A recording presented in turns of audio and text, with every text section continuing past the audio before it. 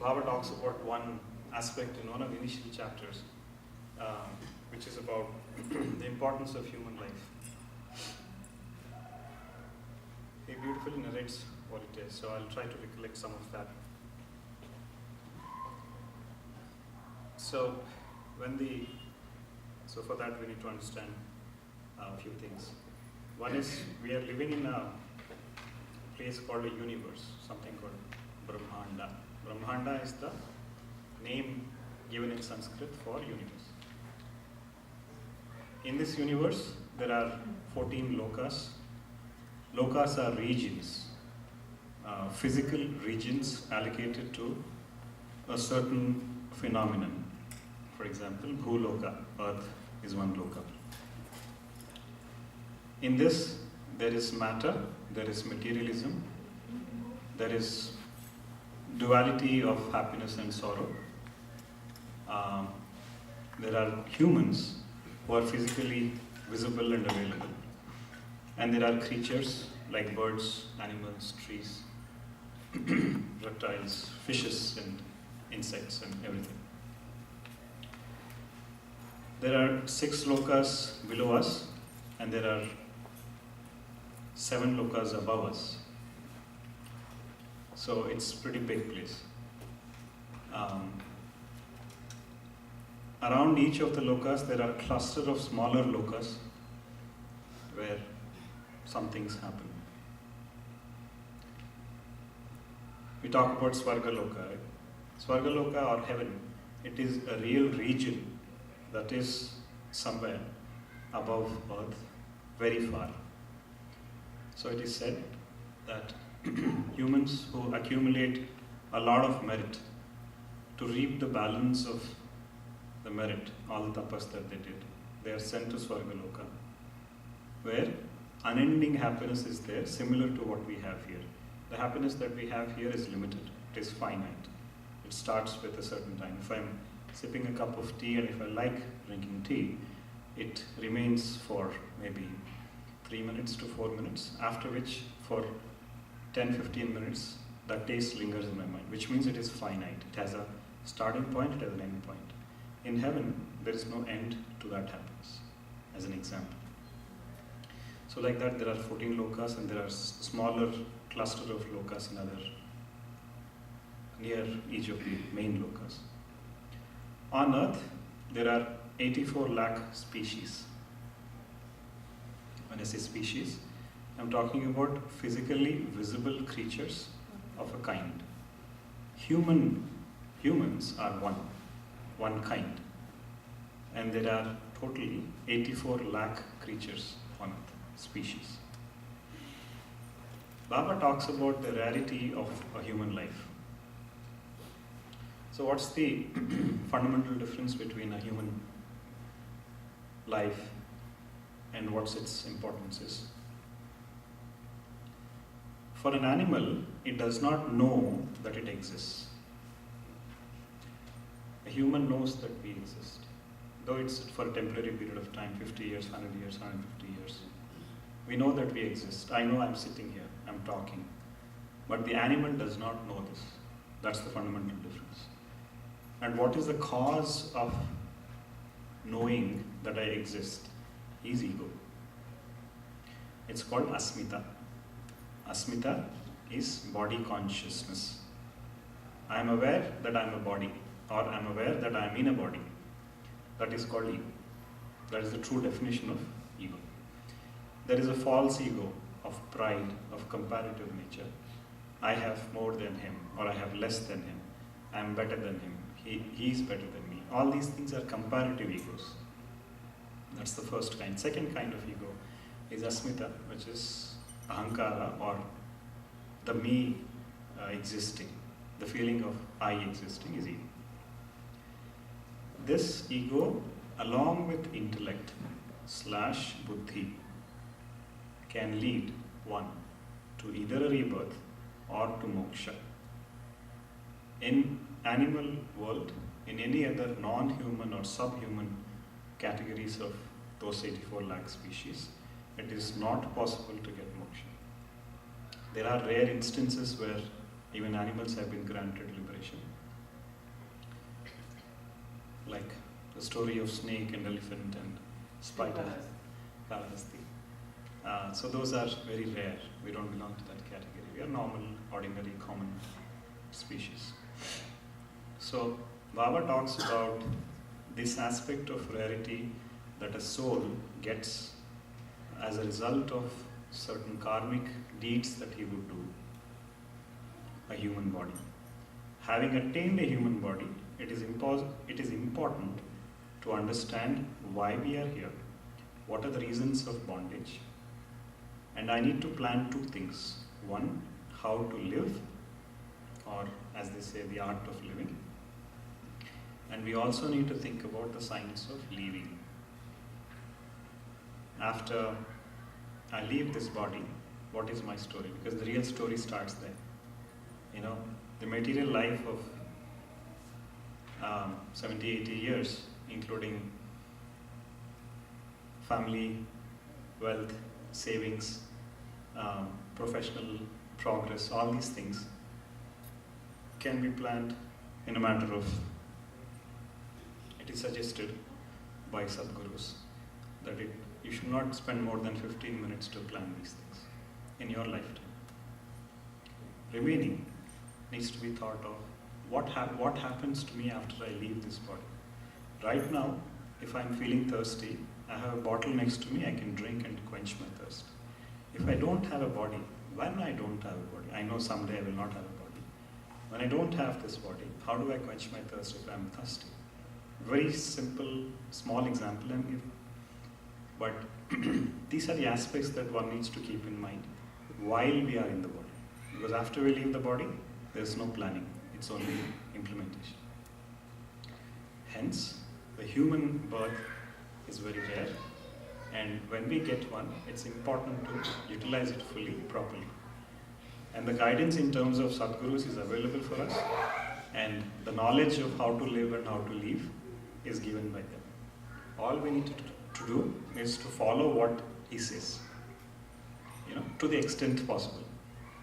He'll say, do this. One fine morning, I get up and I don't feel like meditating. It's beyond me. I give up that day. Next day I do it. So it's to the extent possible. That's all we need to do. And if you do that, I think we are in safe hands. Any questions about human birth itself? There is a reason why a person is born in a certain family, a certain gender, a certain location. There's a reason why a person would visit a certain place. None of this is a coincidence. It's called a meaningful arrangement. It's an arrangement that some of us are in this room. This is by design. It is an arrangement that some of us are not in this room. That's also by design. So there's no scope of coincidences in human life. That needs to be understood.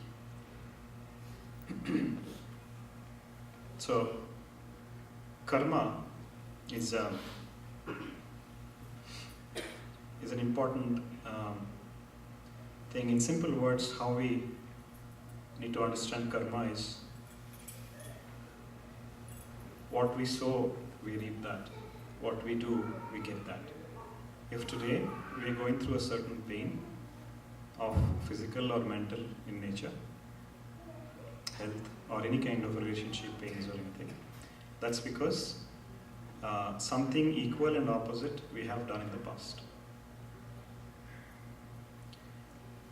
And it also means that when we are going through pain, we are exhausting that negative balance of karma, which means good days are ahead. If we are going through happiness, it means that we are exhausting our merit balance. We need to be cautious. So in a happy state, in a successful state, we need to be cautious to refurbish, to replenish the losing merit that we are having. And in a state of pain and difficulties, we need to rejoice because the bad that we may have done in the past is getting over. If this is understood and implemented, 80% of the life problems that we see will vanish. Remaining 20% can be handled. So if you said if you have pain and anguish, you should rejoice. If you are rejoicing, there is no pain and anguish. So how is it? Attitudinally. I mean, spirituality is nothing but an attitude, right? It's not prayer, it's not worship, it's not dhyana. 60 to 70 to 80% of spirituality is all about attitude. The way we look at things, the way we look at pain, the way we look at happiness. If that attitudinal paradigm shift happens, we have covered 80% of our sadhana. But at the same time, it means that you are actually don't have any pain. So how are you reducing your bad karma or whatever? Right. So there are two things here. One is the pain, the other is the suffering. Typically, we associate suffering with pain. We need not. The physical body may go through pain, but we inside don't need to suffer. Suffering is an emotional aspect, pain is a physical aspect. Most of the turmoil is to the mind, right? You might suffer, probably physical pain is less these days. Most of them are mental problems. Yeah, because if there's a pain that I am going through, I can probably handle it. If my daughter is going through the same pain, I cannot handle it. So it's a mental thing. I agree with you. Actually, distancing from yourself. Distancing yourself, and also with an understanding that I am going through this pain because of something that I have done in the past, and I'm getting cleansed of that. I'm getting cleaned of that. I'm becoming a better person. And this is called the grace of God. And other religions don't believe in karma, right? Some of them don't believe in karma. They call it cause and effect.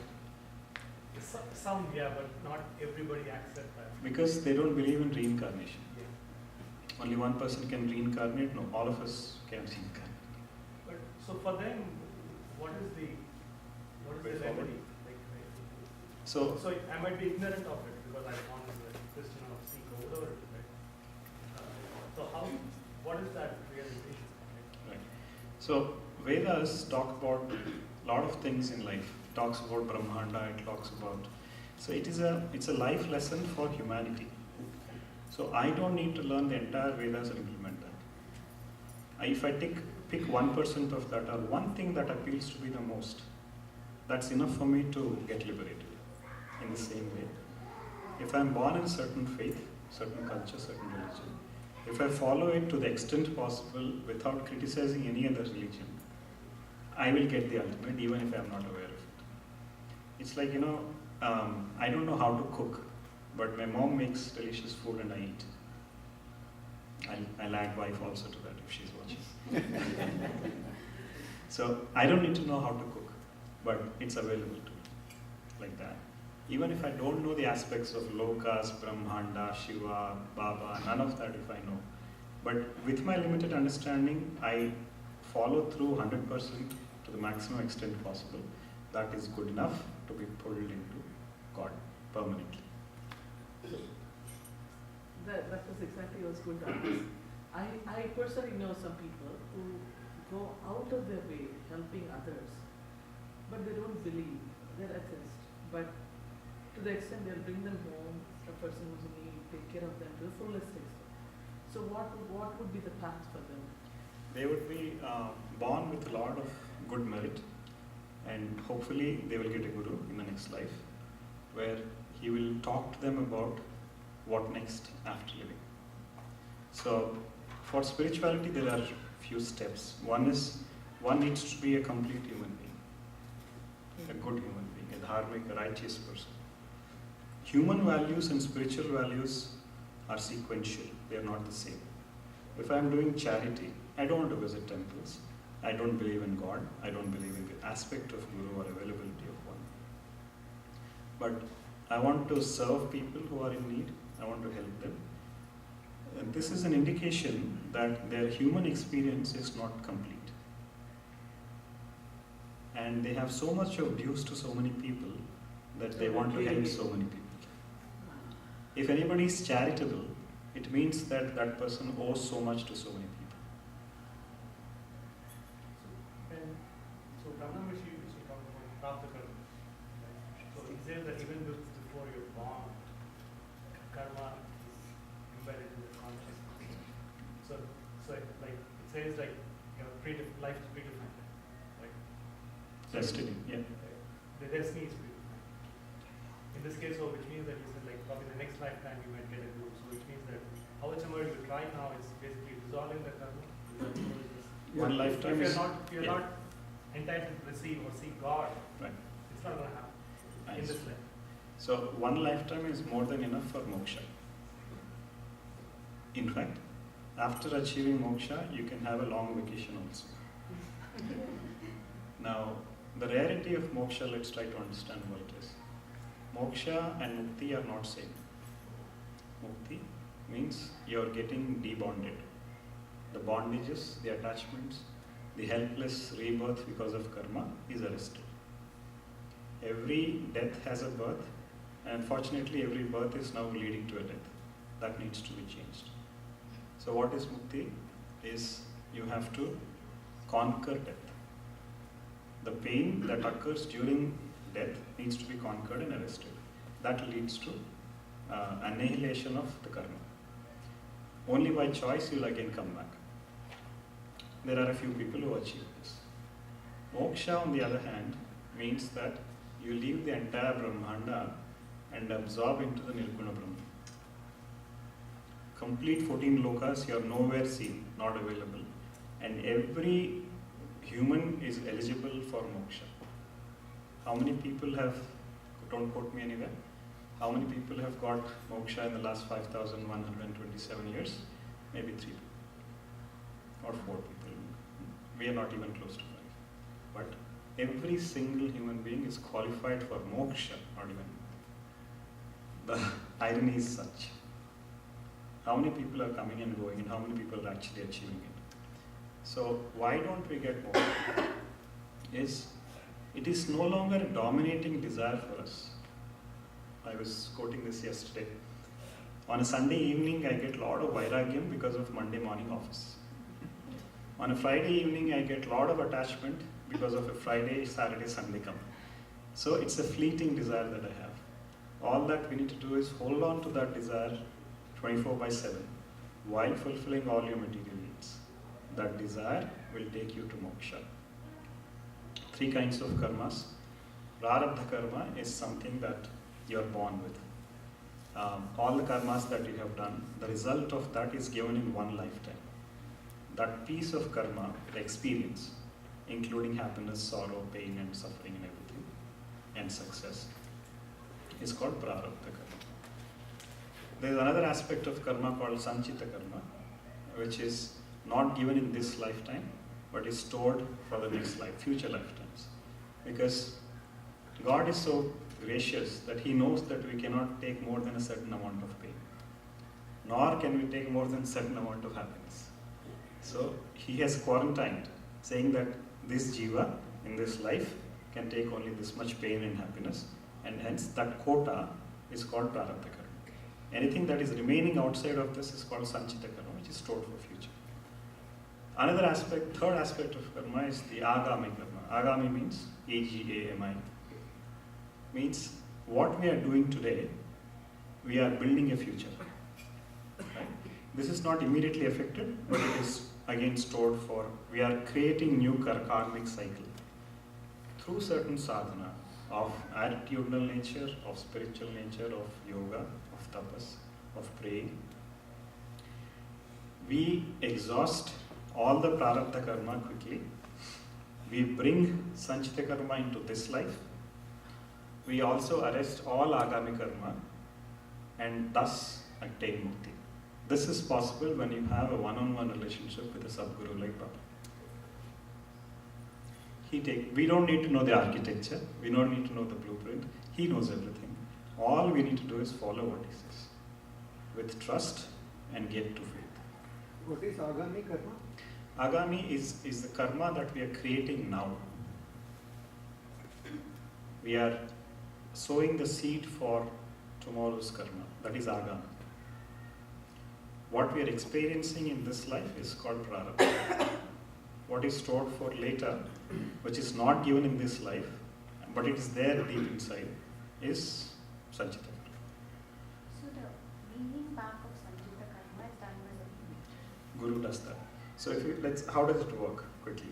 If you have a dominating desire for moksha, he will not interfere in our karma too much, but he will make sure that he gives the strength to handle that karma. For a guru like Baba, it doesn't take more than a minute to kill all three kinds of karmas for any of us. But he doesn't do that in our own benefit. He wants us to go through that while he's standing next to you, guarding you. And he gives that strength. So if you're going through pain, accept it, go through it wholeheartedly, finish it. Don't store anything for future. If you are resisting pain, if you are resisting difficulties in life, what you are doing is, you are only postponing, you are not killing them. So, you are making prarabdha a sanchita. So some people who postpone, pray to God saying that, I'm going through this pain, please get rid of it.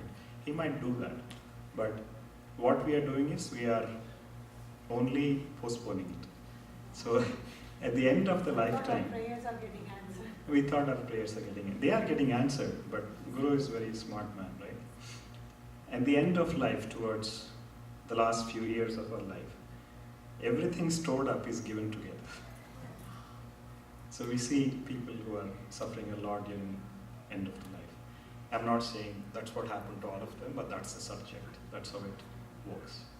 So wisdom is, when you're going through problems, ask God or Guru, I know I have done something because of which I'm going through now. Give me the strength to handle it. I want to get rid of this. I don't want to come back because of this reason. Just to experience this pain, I don't want to come back. Give me the strength to handle it. I'll finish it off now. For such a person, Guru can take an exception, saying he's willing to face it. He's putting all his faith on me. Let me get rid of his karma. He'll take an exception. For him, it doesn't take more than a minute to get rid of all of it. So, exactly when you said prarabdha karma and contentment, so if I put it logically, what limited knowledge I have. So, the prarabdha karma is you are suffering from a prarabdha karma, good way or bad way, then you are not getting the contentment in your mind with the physicalness. That's where the karma is, right? So, until unless you put the contentment or the physical contentment in your particular life, you are not wanting to take to the next level. I mean, I'm not thinking because my limited knowledge or whatever. So I want to be content before think of beyond that, right? Beyond life. So if Guru or God has given me abilities and I came along with my karma, then how am I going to get the contentment and go to the next level? That's why in the previous session, I was saying that we should keep asking God for whatever we want. You want I don't know, whatever is a fancy car in this country, but you want that car, you have to just ask for it. We should not say that, no, I'll not ask for this, I'll look wrong in front of my Guru. No, you want it, ask for it. Because if he gives it to you, he'll give contentment behind it. If you don't ask and go and figure it out yourself, there's greed behind it. You want one more, you want one more. So, wisdom again says that ask for contentment. Contentment and peace are two things that are not dependent on karma. Every other emotion is dependent on karma. Contentment is given when asked. Peace is given when asked. Regardless of how much of sanchita you have, how much of agami you are creating, and how much of prarabdha you have. Right? Any other questions on this subject? So let's understand this very clearly one more So time. is the karma like how God, we believe in God. So is the wisdom is to believe in karma? Accept. Whether we believe it or not, it is there. Because most of the time we are logical. Yeah. All of the time we are logical. We say now, Baba is there, we pray, we believe in the Guru. Is the karma also needs to be accepted in such a way that it's a belief system? Or for people who have realized, have experienced karma and given us a wisdom. Right. So anybody who has understood God has understood karma also. Because God is the giver of karma, the result of karma. The horoscope that you draw out when a child is born, what is that? It is basically all the prarabdha karma in one place, in one chart. So all that we are going to experience in that lifetime is put together in a chart form, and certain astrologer reads it out and keeps it ready for us. But like any other doctor, he is also interpreting based on his learning of astrology. Right? And he may not be correct, he may be correct. Astrology as a subject is good, but astrologer may not be good. Does it mean that karma is a choicelessness? Wisdom is to accept karma, that I am going through my destiny. So whatever is destined is karma basically. Right? If there is acceptance of that, then the clearance of karma happens faster. If you blame somebody else for our problems and credit ourselves for our happiness and success, that is ignorance. Somebody is able to hurt me today because of my karma. That acceptance is wisdom. That needs to be there.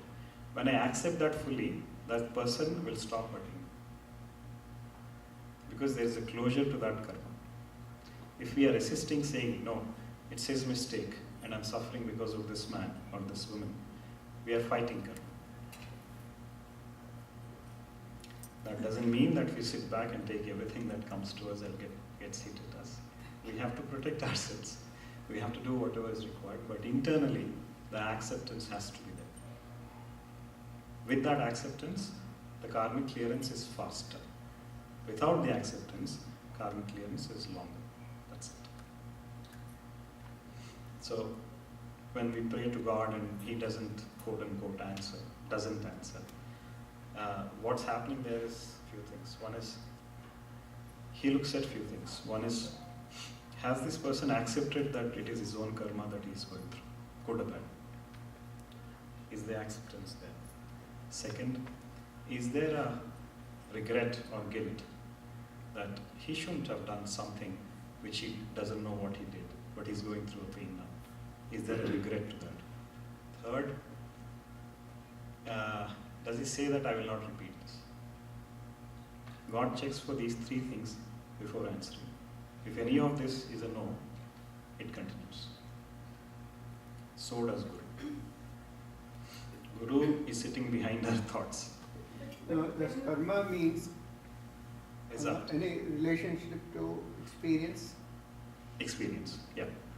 So all the experiences put together is the karmic result. Karma phalam it's called, right? All the experiences that we go through. Karma is so deeply intertwined in our lives that nothing moves without it.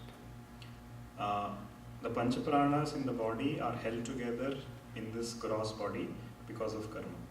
If all the prarabdha karma is finished for that lifetime, the body has to drop. So karma is important to survive. So does it mean that the longer you live, the longer you live?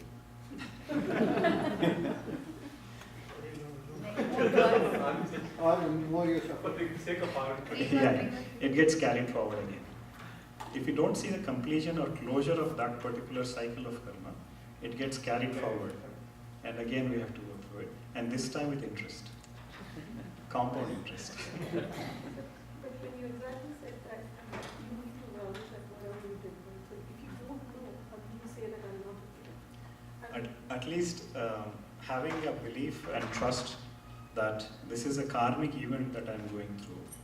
I don't know what I have done, but I've done something wrong and hence I'm suffering now. That wisdom, if it dawns to us, then it is easy. The reason why the past life memories have been blocked by God, it's the biggest gift He has given to humanity. You know, I'm going through something, I don't know what I have done. If I know, then I'll probably accept it.